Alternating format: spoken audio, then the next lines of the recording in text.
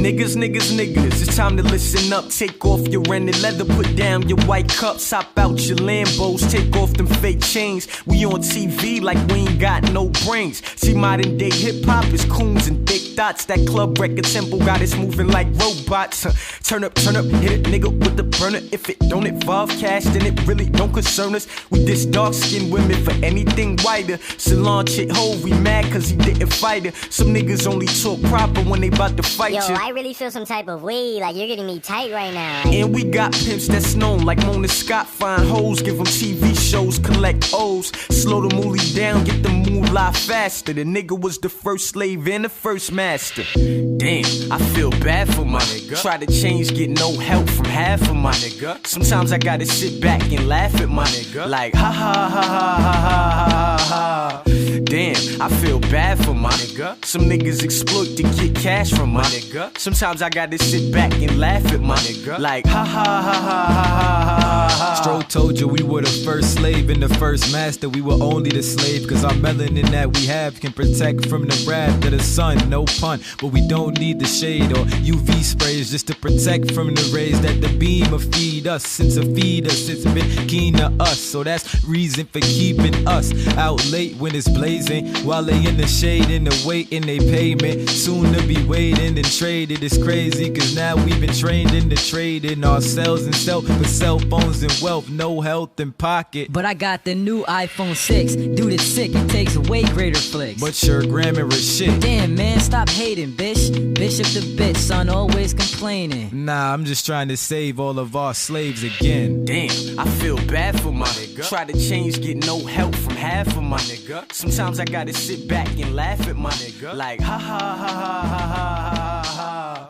Damn, I feel bad for my nigga. Some niggas exploit to get cash from my nigga. Sometimes I gotta sit back and laugh at That was the big homie Stro. I actually rocked this song back when I was doing Double Take Radio.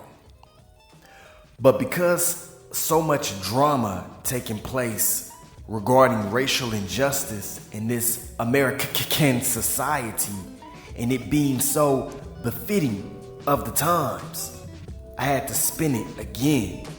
And the name of that song is K.I.N.G, King. Some of you out there probably remember when he used to go by the name Astro, or Astro Kid rather. And he was on America's Got Talent back in the day when he was a pup. Well, he's big now, and his rapping skills have grown to be immaculate. I used to seriously rap back in the day myself, and I only listen to rappers who rap better than me, so that's saying a lot. We wish this brother the very best of success in his career as a rap musician. Now, there wasn't a show last week because I was extremely busy with a lot of things. So today's show will be longer than usual to make up for that missed week. Now, I'm going to take a super duper quick commercial break. I'll be back before you know it. Don't go nowhere. If you skip through the commercial on this playback, I'm gonna come back and zap your ass. Nah, I'm just playing. Kinda. But seriously, let it ride. Be right back.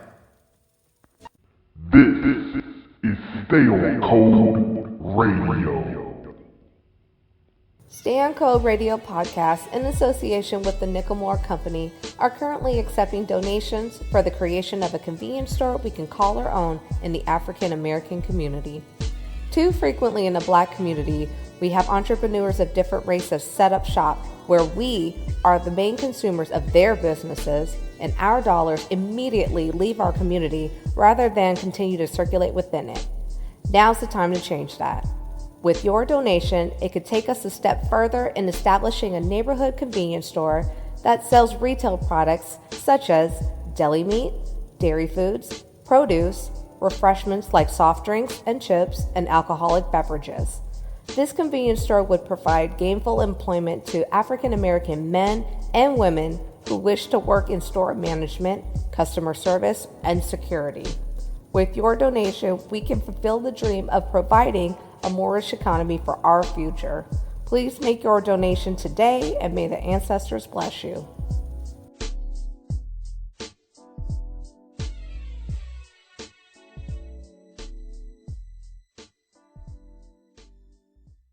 Welcome back to Stay on Code Radio. And welcome everyone to another episode of Stay on Code Radio. I am your host, broadcasting from the West Coast, Mentor B. Now, I'm going to just dive right into it. The first topic that I'm going to discuss, I actually meant to cover last week, but because I didn't get a chance to do so, I'm covering it now. Then after that, I'm going to talk about the popular show, The Bachelorette, because it has some racial stuff going on. And then I'm going to talk about what's currently happening in the state of Missouri.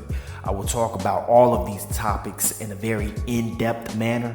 So, provided that you have time to do so, ladies, get a glass of wine, get some snacks. Brothers, put on your headphones, or if you're currently driving in your car listening to this and you got a while before you reach your destination, just kick back and relax, because like I said earlier, it is going to be more of a lengthy show than usual. All right, so let's go ahead and get into it.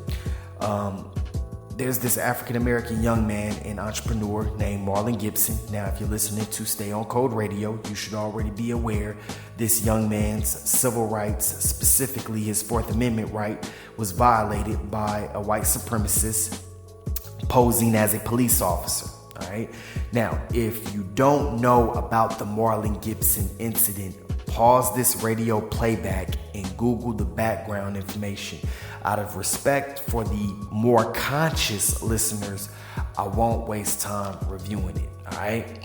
Now, white supremacy pretty much played out in that case in a textbook manner. But let me tell you what stood out to me the most in this situation. Mr. Gibson went on record saying to a journalist, the same so-called cop who initially harassed him is the same cop he would always see on the corner of the residential block he lives on. Mr. Gibson followed up saying the so-called cop sees him as well. So what exactly does this reference? This goes back to white supremacist culture being all about pretending to be stupid, acting dumb. When you do it on the internet, it's called trolling. In essence, white supremacists partake in real life trolling. They were trolling before it was ever called trolling. Way before Malcolm X used his analogy of a knife in the back, symbolizing white supremacy and saying the white supremacists won't even admit the knife is there. Same shit they do today, denying the existence of white supremacy. But the question is, what are we going to do about it? We as black people, we as Moors can defeat white supremacy. But it isn't anything that can be done expeditiously. It's not an overnight thing. Fighting white supremacy is a war comprised of many battles, just like any other war. And right now, we're losing a lot of battles. We're not winning by a long shot. But rather than wallow in grief, I'm here to offer solutions, particularly in situations when being confronted by white supremacists in cop uniforms like what Brother Gibson had to unfortunately experience. Y'all want to know what the solution in situations like this is? You have to be more psychologically cunning than the white supremacists. They masterfully troll us. And just like they troll us, we have to start trolling them. Now, some of you are listening and wondering, what exactly does this entail? Well, let me tell you a story to bring further clarity. Back in October of 2013, I bought a 2013 Ford Fusion from Enterprise Rent-A-Car. Everybody knows when you purchase a new vehicle from a rental car place, most of the time the registration plates aren't up to date. But you're provided with paperwork that validates your car for at least 90 days. That's how it goes in the state of California anyways. This information is taped to the right-hand passenger side of the front windshield. That's where my information was. Now, you know it was inevitable for me to get pulled over as a Moor. Not once, but twice. The first time, it was a white Latina female officer. She asked to see documentation. I provided it. She took a look, gave it back, and we were on our merry way. Very professional. The second time was a white Latino posing as an officer of the LA County Sheriff Department, a white supremacist to the fullest. As soon as dude came to my window, he inquired about my missing tags, didn't follow protocol of requesting my driver's license and registration whatsoever at first. I told him I just bought the car and I had paperwork. He was totally nonchalant about that. Told me I was wrong about having temporary validation while I waited for up-to-date tags in the mail. Then he took it further and said he would have to impound the car. That was the ultimate trigger right there. And this is where Moors, black people, frequently lose because they become too emotional and have no self-control. Black people, the white supremacists, aren't going to appeal to your emotional outbreak, the abundant passion shown on your facial expressions. They don't care, and actually it is what they expect and hope for so they can assault, arrest you, and worse, kill you. In this instance, as soon as he spoke that garbage about impounding my car, I maintained my composure and played dumb, like they do. Like, really? My car has to be impounded? Really, officer? Well, damn. But in my mind, I knew it was bullshit. I'm already thinking lawsuit because I had legal car registration up to 90 days or until I received my tags in the mail and put them on my vehicle. But the white supremacist cop, he was completely apathetic about the tangible paperwork taped to the right passenger side of my windshield. So he went back to his cruiser and came back with the ticket he felt he was doing me a favor by. Rather than impounding my car. But the ticket was still bullshit. But again, no emotion. To some degree, I act like I was thankful. Comes up to my car window like, I'm not going to impound the car, but I do have to give you a ticket, blah, blah, blah, blah, blah. And in my mind, I'm like, fuck you, dude. And as soon as I got home, I called the Internal Affairs Office of the LA County Sheriff Department for their address so I could mail a letter of complaint along with copies of my temporary legal registration and the ticket. The cop's supervisor came to my house in an attempt to explain away the cop's white supremacist behavior. Because at the end of the day, he wouldn't have threatened to impound my car, let alone write an illegitimate ticket had my skin had no melanin. Without a doubt, he was, batting for the asshole cop, the supervisor that is. One of the excuses that he used was his trooper was having a bad day. I immediately replied, that's no type of excuse. You don't wrongfully take out your personal problems on law-abiding, tax-paying citizens who put food in your mouth and support a place for you to live, especially if they are Moors. If I'm a teacher having problems at home, what sense does it make to take out those problems on the kids? He replied, yeah, you're right. I know I'm right. And your trooper should consider a career change.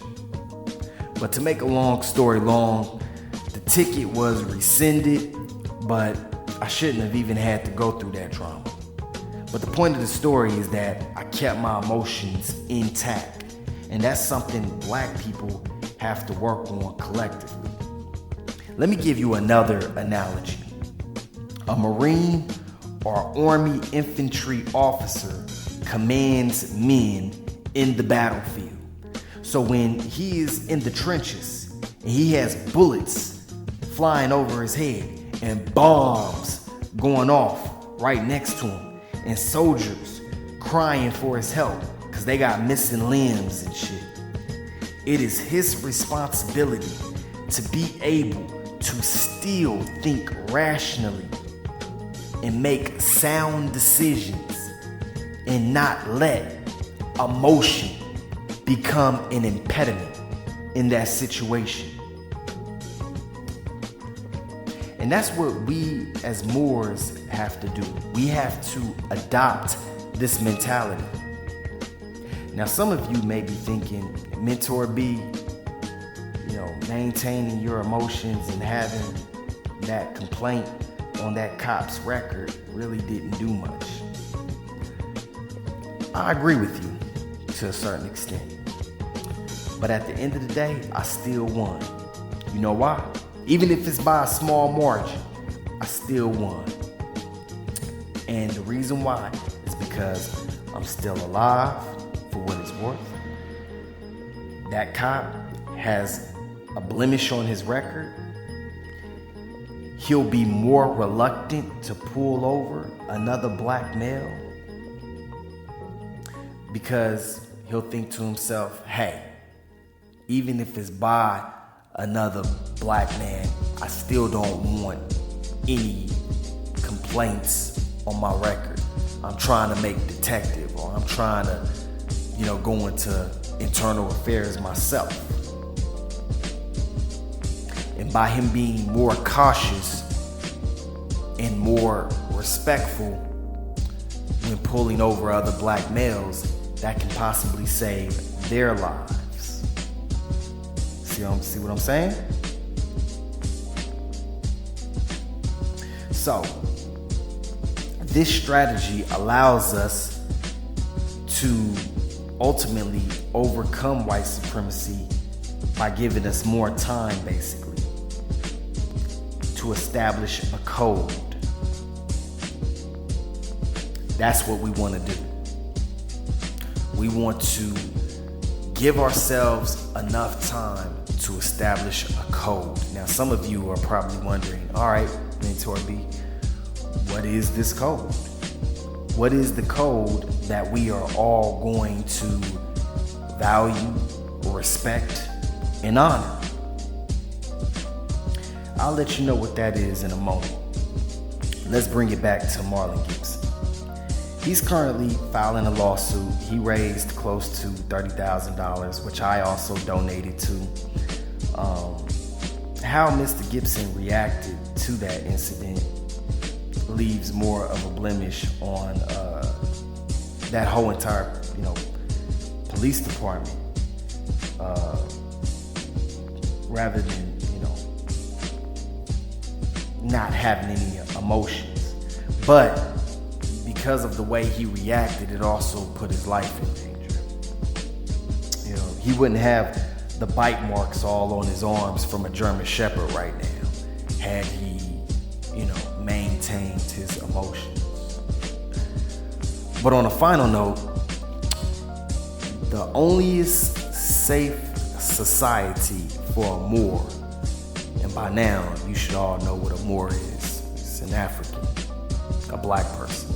The onlyest safe society for a Moor is a society where the practice of colorism is punishable by death. Now, before, any listeners start gasping at like, why I never. So many innocent lives have been lost due to a Moor having some contrast in his or her skin tone. It only makes sense for the punishment of racism to be a demise. It has to be an extremity. Just like the North Sentinelese who kill people if they come near their island. Just like people in parts of the world will kill you for practicing any religion other than Islam. Just like the white supremacists who viewed our ancestors as less than human in order to enslave them. It has to be an extremity. Now, I'm not saying that, black people should go out here and start murdering people, that they feel as though have practiced racism against them. No, absolutely not. That would be smart. You have to, in order to acquire the society that you want and ultimately change the status quo, it has to be gradual, and this can be acquired, this can be attained by maintaining the code. And that's saying, hey, white supremacy is not supposed to exist. And in order to make it non-existent, I have to be more psychologically cunning than the white supremacist. I have to be 2 steps ahead of him. I have to trick him. I have to think that, hey, we're buddy-buddy. Like I did with that cop that pulled me over. I made him feel good that day. I raised his ego. Made him think that he was the big shit. But, later on, 2 weeks later, he had to walk into an office somewhere. And they had to say, hey, man, did you pull over a African-American gentleman by the name of Mentor B? Yeah, he wrote a complaint saying that you unjustly, pulled him over and illegitimately wrote him a ticket and threatened to impound his car, which he could have sued us for because his registration was legal. And he was probably sitting in that chair like, that motherfucker. Probably calling me all kind of N-words in his mind. We have to play chess. We have to be 2, 3, 4, and 5, 6, 7 steps ahead of him. Okay? That's the code. Dupe them. But at the same time, we have to eventually come to an extremity, which is what I, previously described. In the meantime, do not view white supremacists as human beings. They're parasitic organisms plaguing the earth. And it is the black man's responsibility to make them non-existent. Now, I probably got some white listeners. Don't be on edge. White supremacists doesn't equal all white people. You have white people who don't harbor racist feelings, and then you have the white supremacists. Now, unfortunately, the white supremacists are dominating. They're in control because we live in a white supremacist society. So in this case, white people who are not white supremacists and don't have white supremacist ideology, they are the minority. My fiance was watching The Bachelorette this week. And I usually don't watch these shows. So I'm at my office desk working like whatever. And if you guys don't already know, The Bachelorette this year is a black woman. But what made me start tuning in with her was a white supremacist male contestant who was placed in the hot seat and grilled by all the other men who were competing to attain a monogamous relationship with this African-American woman. Oh, and also keep in mind that it's, to me, I never really watched this, but to me, it seems as though there are more black male contestants than ever before on this season versus the previous, because The Bachelorette is a black woman. All right. Now, how do I know this white guy was a white supremacist, and the black guys were just grilling him. Well, check this out. One of the sayings that I always say is, pretending to be stupid is one of the primary characteristics of white supremacy for the sake of perpetuating it through false ignorance. In other words, they'll say the most outlandish shit if they feel it helps substantiate their racist polemics regarding race. And this white supremacist tweeted some ignorant shit. I don't know what it was verbatim, but basically he compared the NAACP to the KKK as both being racist, and the NAACP are just racists who choose not to have their face enshrouded. Is basically what he was saying. Now, we all know this is a ridiculous assessment, including him. So why did he say it?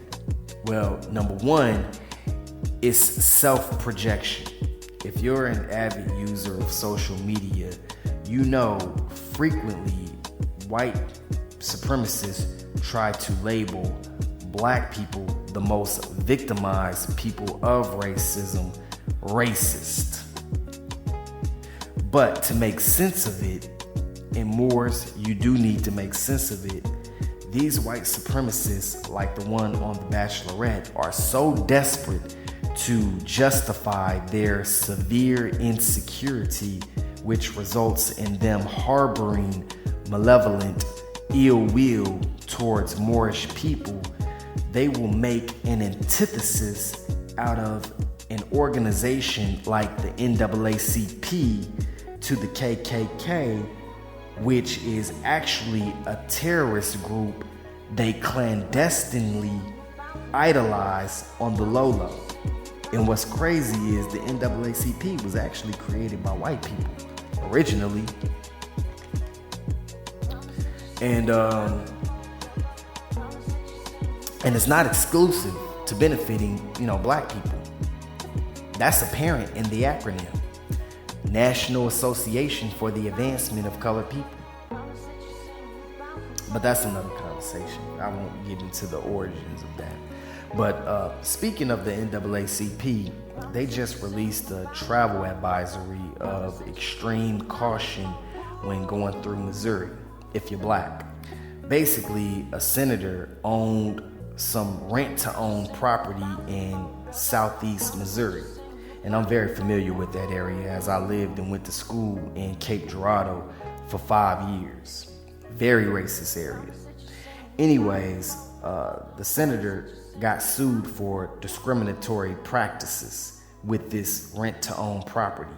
So out of spite, he introduced a piece of legislation that was signed by the Missouri governor, I think his name is pronounced Eric Grittens, on June 30th of this year. Basically, it modified Senate Bill 43, making it more difficult to sue private and public sectors using discriminatory practices against Moors in Missouri. Some members of the NAACP have addressed it as readopting Jim Crow laws, and you can Google this for yourself, and read the information. All you got to do is just put in Senate Bill 43, Missouri, and then it should come up. As a matter of fact, let me see if I can find it on my computer right now. Let me look it up for y'all. I'm gonna read it. 1 second.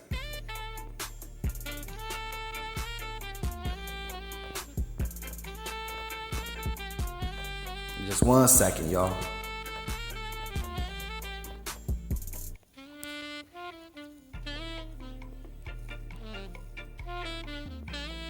All right, check this out. Here it is. This act modifies and creates new provisions relating to unlawful discriminatory practices. Motivating factor standard. Currently, under the Missouri Human Rights Act, a practice is unlawful when the protected classification is a contributing factor in the decision to discriminate. This act changes that standard to the motivating factor.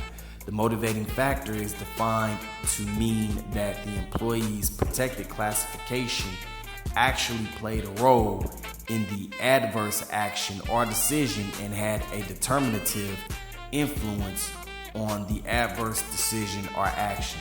The person must further prove that such action was the direct proximate cause of the claimed damages. And that's it right there. So you have to prove discriminatory practices, which can be very difficult to do because the unjust offense of racial injustice is damn near common sense. Mike Brown would not have been murdered by white supremacist Darren Wilson if he was white. Simple as that. Much regression has taken place with Missouri considering this and its rollback of minimum wage from $10 to I think $7.70 per hour, which hardly anyone could live on, for the basic cost of life. But all this doesn't surprise me. The Dred Scott decision originally started there at the Missouri Supreme Court before being appealed to the U.S. Supreme Court, where the verdict stated slaves were not citizens. Therefore, they could not sue for freedom. So, yeah, it seems as though they're pretty much trying to turn Missouri into a good old boy state. And, that's very unfortunate. And, I'm concerned because I got a lot of family and a lot of friends there in Missouri. But obviously that's what they're trying to do. So I hope everyone enjoyed this third installment of Stay on Code Radio. I hope that you're learning because the first installment I told you guys the objective of white supremacy, and basically white supremacy is a violently resistant struggle against evolution in an effort to preserve the European physical phenotype due to genetically recessive gonads. Then on the second one, I talked about the Grimaldi, and I talked about the origin of so-called white people. So if you missed that, you want to go back and get that education and listen to that. And then on this show, I'm basically talking about how to survive your encounters. You have to put your pride aside and you have to be more psychologically cunning than the white supremacists. The ultimate goal is to survive. You want to live, okay, so that you can actually do something about it. All right. But anyway, I'm gonna go ahead and get out of here. Again, I hope everybody enjoyed listening. Please subscribe to the page. If you don't have, if you do have a Twitter account, you can follow me at mentorb_LA. Also, don't forget to become a Patreon at www.patreon.com/SOC Radio Podcast and donate to the Nickel Moore convenience store. That's that commercial that you guys listened to earlier. There is a GoFundMe link at the bottom of this video, so please donate. I cannot stress this enough. This is to start black separatism and the black economy. So this will provide our young brothers and sisters with jobs so they don't have to tolerate the potential racism and discrimination that they'll experience from, some job given to them by, a white supremacist male. Right? Because provided that they have to go out there and get a job from them, talking about our Moorish brothers and sisters, before you know it, we have coons and Negro bedwenches. So please, family, go ahead and do that. go ahead and donate. This is not for my glory. This is for our glory. All right. So on that note, I'm going to go ahead and check out. All praise and glory to our ancestors. This concludes the third installment of Stay on Code Radio Podcast. I'm your host, Mentor B, reminding you to stay on code. All right, peace, y'all.